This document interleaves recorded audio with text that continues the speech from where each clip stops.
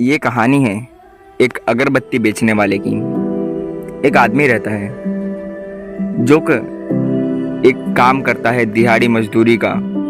लोगों के पास जाता, दिन के काम करता और अपने एक दिन की कमाई को लेकर के घर आता। वो सोचता है कि कब तक यूं ही एक एक दिन के पैसे से अपना गुजारा करेगा। तो धीरे धीरे कुछ महीने उस काम को करता है और अपने पैसों को बचाना शुरू करता है। थोड़े बहुत पैसे जब बच जाते हैं तो वो अगरबत्ती बनाने की मशीन और अगरबत्ती के सामान को खरीद के लाता है, कैसे अगरबत्ती बनाई जाए। शुरुआती दिनों पर वो अगरबत्ती बनाता है।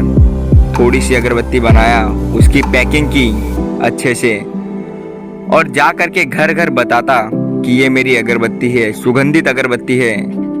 कीमत भी शुरुआती दिनों पे थोड़ी कम रखा और जा करके पर्सनली लोगों को घर घर जा करके देता, ये अगरबत्ती ले लो, अगरबत्ती ले लो। एक दो दिन तक तो बहुत कम रिस्पॉन्स आया, लेकिन धीरे धीरे उसने अपने अगरबत्ती को सुगंधित बनाना जारी रखा, उसकी क्वालिटी को और अच्छी की और लोगों को जा करके पर्सनली देता था। अकेला सब कुछ करता था, आता अगरबत्ती बनाता, बनाने के बाद जा करके घर घर सबको देता। अब जब इसने इतनी मेहनत की थी तो लोगों ने इसके अगरबत्ती को मार्केट में एक्सेप्ट किया। लोग डिमांड करने लगे, अब धीरे धीरे मांग बढ़ने लगी और सभी लोग इसकी अगरबत्ती खरीदने लगे।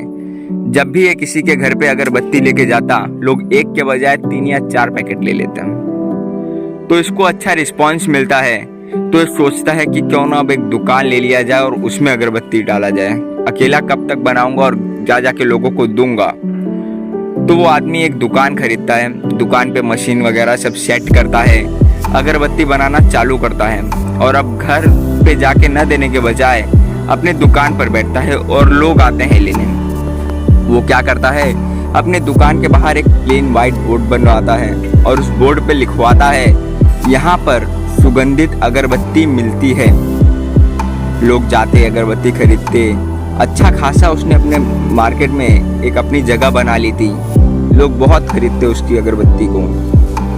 अब एक दिन एक आदमी उसके दुकान पर आता है और पढ़ता है कि इसके बोर्ड पे लिखा है, यहाँ पर सुगंधित अगरबत्ती मिलती है।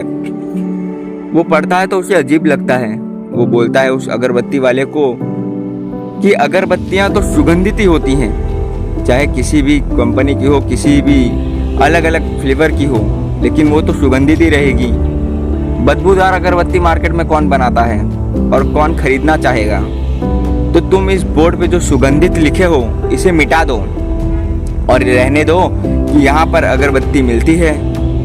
अब अगरबत्ती वाला भी सोचता है कि बात तो सही है, अगरबत्ती तो सुगंधित होती है, तो इसके लिखने का क्या मतलब हुआ।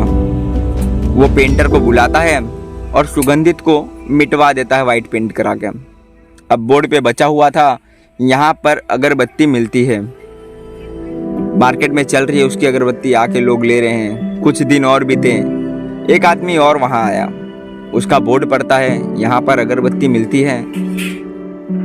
वो सोचता है ऐसा क्यों लिखा है इसने, दुकान है तो अगरबत्ती यहाँ पर ही मिलेगी और कहाँ मिलेगी। वो बोलता है कि तुमने ऐसा क्यों लिखा है, यहाँ पर अगरबत्ती मिलती है।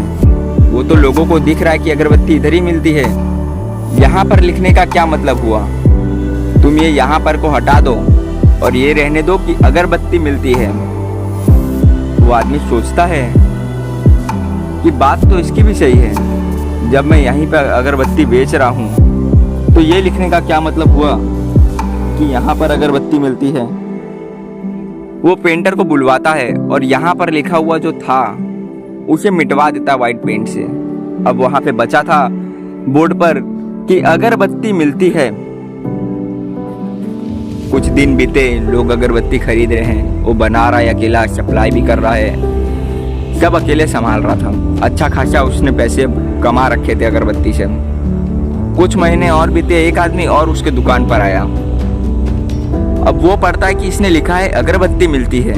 वो जाता है उस आदमी के पास, अगरबत्ती वाले के पास, और बोलता है कि तुमने बोर्ड पे ये क्यों लिखा है कि अगरबत्ती मिलती है। जब दुकान दिख रही है, आजू बाजू अगरबत्ती के पैकेट टंगे हैं, मशीन है, खुशबू आ रही है, तो पता है लोगों को अगरबत्ती ही मिलेगी इस दुकान पर। ये क्यों लिखा है अगरबत्ती मिलती है, हटा दो इसे। अगरबत्ती वाला सोचता है बात तो इसकी भी सही है, लोगों को अब तो दिख रहा है कि अगरबत्ती मिलता है, लोगों को मेरी दुकान पता है, तो ये क्यों लिखा हूं मैं।